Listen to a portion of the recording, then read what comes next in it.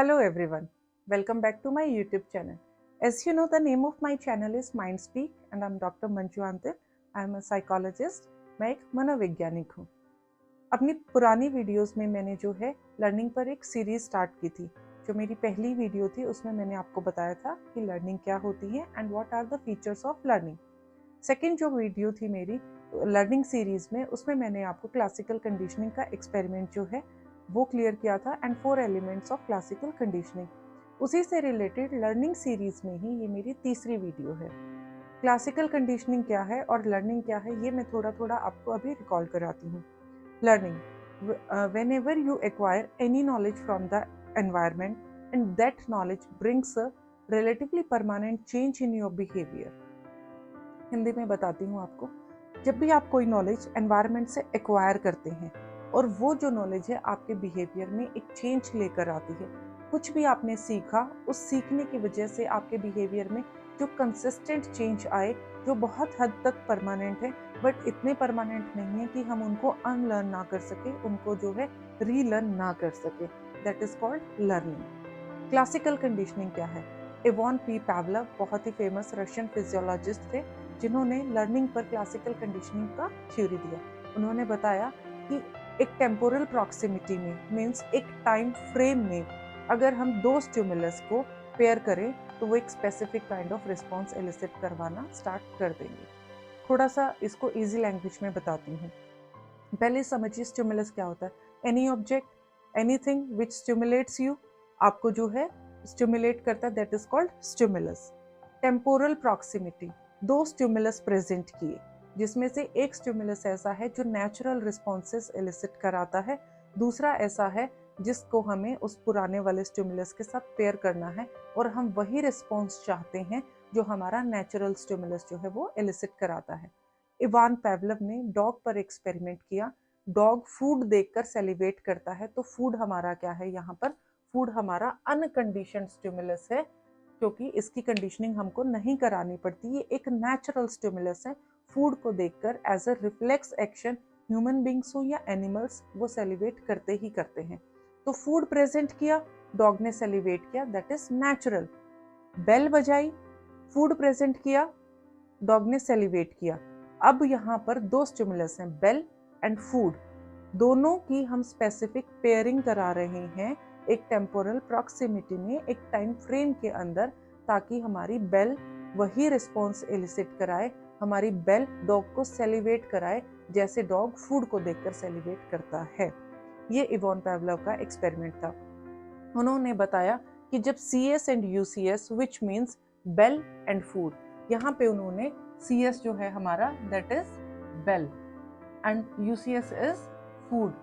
अब जैसे मैंने आपको बताया था कि बेल बजाई, फूड प्रेजेंट किया, डॉग ने सेलिब्रेट किया। इसको अगर हम बार बार करते हैं तो डॉग जो है वो फूड छोड़ के अकेले बेल पे सेलिब्रेट करना स्टार्ट कर देगा, जिसको हम एक्विजिशन कहते हैं या नॉलेज एक्वायर करना कहते हैं। अब डॉग ने फूड को देखकर सेलिब्रेट, बेल को देखकर सेलिब्रेट करना शुरू कर दिया, जो कि हमारा फर्स्ट लर्निंग का की प्रोसेस है, विच इज नॉलेज एक्विजिशन। अब सेकंड स्टेप पर हम आते हैं। अगर हम अभी तक क्या कर रहे थे? बेल बजाई, फूड प्रेजेंट किया, डॉग ने सेलिब्रेट किया। अब हम क्या कर रहे हैं? सिर्फ बेल बजा रहे हैं और डॉग को फूड प्रेजेंट नहीं कर रहे हैं, तो क्या डॉग सेलिब्रेट करेगा? थोड़ी देर तक, कुछ ट्रायल तक डॉग डेफिनेटली जो है वो सेलिब्रेट करेगा और वो वेट करेगा कि हमें फूड मिलेगा। लेकिन थोड़ी देर बाद डॉग को ये समझ आ जाएगा कि सिर्फ बेल बज रही है और जो बेल के बाद फूड प्रेजेंट नहीं हो रहा है, तो डॉग सेलिब्रेट करना बंद कर देगा। As you can see here कि पहले कुछ ट्रायल्स में जो डॉग है वो सेलिब्रेट कर रहा है, बट ये ग्रेजुअली डिक्रीज हो रहा है। वो एकदम से सेलिब्रेट करना बंद नहीं कर रहा है, रादर ग्रेजुअली, क्योंकि कुछ ट्रायल्स तक वो वेट करता है कि हमें फूड मिलेगा और वो सेलिब्रेट करता है। जब वो ग्रेजुअली सेलिब्रेट करना बंद करता है तो इस प्रोसेस को हम एक्सटिंक्शन कहते हैं। इस प्रोसेस में हम अकेला CS अलोन प्रेजेंट कर रहे हैं, विच मीन्स हम बेल बजा रहे हैं और फूड प्रेजेंट नहीं कर रहे हैं। Clear my point? इससे पहले वाले पॉइंट में एक्विजिशन में भी आपकी जो लर्निंग होती है वो ग्रेजुअली होती है। कोई भी चीज़ जब हम लर्न करते हैं, हम एकदम से उसे लर्न नहीं करते, रादर हम उसको ग्रेजुअली लर्न करते हैं। जैसे जैसे नंबर ऑफ ट्रायल्स बढ़ते जाते हैं ऐसे ऐसे हमारी लर्निंग जो है वो स्ट्रांग होती चली जाती है। लेकिन यहाँ पे लर्निंग में एक और पॉइंट बहुत ही इंपॉर्टेंट है कि जैसे जैसे हमारी लर्निंग बढ़ रही है ग्रेजुअली एक पॉइंट आता है उसके बाद आप लर्न करना बंद कर देते हो उस पर्टिकुलर चीज को। तो ऐसे पॉइंट को हम असिम्प्टोट कहते हैं, जहाँ पर एक प्लेटू बन जाता है, एक सैचुरेशन पॉइंट ऑफ लर्निंग आ जाता है कि उसके बियॉन्ड अब उसमें और कुछ लर्न करने को है नहीं। That is called asymptote of learning और plateau of learning. So first की process was acquisition then extinction. अब डॉग ने बेल बजने पर सेलिब्रेट करना बंद कर दिया एक्सटिंक्शन के लेवल पर। नेक्स्ट आता है हमारा अकॉर्डिंग टू इवान पैवलव, अगर हम थोड़ा सा गैप दे देते हैं, एक रेस्ट देते हैं डॉग को, एक दिन 2 दिन का ब्रेक देते हैं और उसके बाद वापस से CS अलोन प्रेजेंट करते हैं तो डॉग सेलिब्रेट करता है, जिसको हम स्पॉन्टेनियस रिकवरी कहते हैं। अगेन तीनों को एक ही उसमें एक्सप्लेन करती हूँ। बेल बजाई, फूड प्रेजेंट किया, डॉग ने सेलिब्रेट किया। नॉलेज एक्वायर की डॉग ने कि बेल बजती है, बेल बजने के बाद फूड आता है और अब सेलिब्रेट करना, जिसको हम एक्विजिशन कहते हैं। सेकंड हमारा जो था एक्सटिंक्शन, बेल बजाई, फूड प्रेजेंट नहीं किया, डॉग सेलिब्रेट कर रहा है थोड़े टाइम तक, धीरे धीरे वो सेलिब्रेट करना बंद कर देता है, एक्सटिंक्शन। स्पॉन्टेनियस रिकवरी, थोड़ा गैप दिया इन एक्सपेरिमेंट को, वापस से CS प्रेजेंट किया विच मीन्स बेल बजाई, डॉग को लगा शायद फूड आएगा, डॉग ने सेलिब्रेट किया। यहाँ पे एक मेरा पॉइंट क्लियर होता है कि एक्सटिंक्शन और फॉरगेटिंग में क्या डिफरेंस होता है। जब भी आप कोई चीज लर्न करते हो उसकी कंप्लीटली फॉरगेटिंग कभी भी नहीं होती। ऐसा कभी नहीं होता कि आपने कुछ एक्वायर किया और आप उसको 100% भूल जाते हो। नो, आप उसको याद रखते हो। Maybe lack of cues और क्लूज जो एनवायरमेंट में है वो हमें वो चीज़ रिकॉल नहीं करवा पा रही, तो हम उसकी वजह से वो हमारी मेमोरी बॉक्स में थोड़ा सा पीछे चले जाते हैं, लेकिन हम कभी भी जो है उसको कम्प्लीटली भूलते नहीं हैं।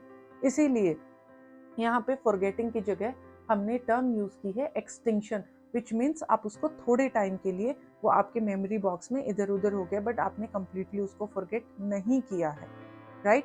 स्पॉन्टेनियस रिकवरी इसी को प्रूव करता है कि दोबारा हमने क्यू प्रेजेंट किया, दोबारा हमने बेल बजाई, तो डॉग को लगा कि बेल के बाद फूड जो है आता है, इसलिए उसने सेलिब्रेट किया।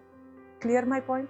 इसके अलावा क्लासिकल कंडीशनिंग में हमारे 3 पॉइंट और इम्पोर्टेंट हैं, जिसमें से एक हम बोलते हैं, मैं यहीं लिख देती हूँ, जिसमें से एक है हमारा जनरलाइजेशन। जनरलाइजेशन क्या होता है? जब आप एक टाइप की लर्निंग को सिमिलर लर्निंग्स पर अप्लाई करते हैं। एक एग्जांपल देती हूँ, उससे आपको क्लियर होगा। आपने बाइसिकल चलाना सीखा, आपने साइकिल चलाना सीखा, तो आपने लर्न कर लिया हाउ टू बैलेंस। अब आप मोटर बाइक भी चला सकते हो, आप स्कूटी चला सकते हो, आप स्कूटर चला सकते हो, क्योंकि आपने बैलेंस करना सीख लिया। आपने सिमिलर लर्निंग को जो है सिमिलर चीज़ों पर अप्लाई किया, दैट इज कॉल्ड जनरलाइजेशन। जब आप एक लर्निंग को सिमिलर चीज़ों पर अप्लाई करते हो तो हम उसको जनरलाइजेशन कहते हैं। अब नेक्स्ट हमारा आता है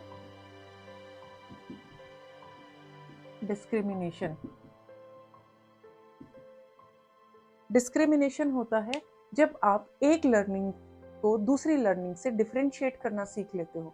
आपने, अगेन मैं एग्जांपल दूंगी, आपने साइकिल चलाना सीखा, लेकिन अब आप कार नहीं चला सकते क्योंकि आपने साइकिल चलाना सीखा है। मे बी थोड़ी बहुत चीज़ें जो होती हैं, आपको टर्न कैसे लेना है, ये सब चीज़ें मे बी कहीं ना कहीं थोड़ी बहुत सिमिलर हो सकती हैं, बट दोनों का प्रोसेस ऑल टुगेदर डिफरेंट है और ये आपको पता है। That is called discrimination. जब आप डिफरेंट चीज़ों में जो है डिस्क्रिमिनेट करना सीख जाते हो, भेद करना सीख जाते हो, आपको ये पता है that this learning is different and that is different. Clear? Discrimination.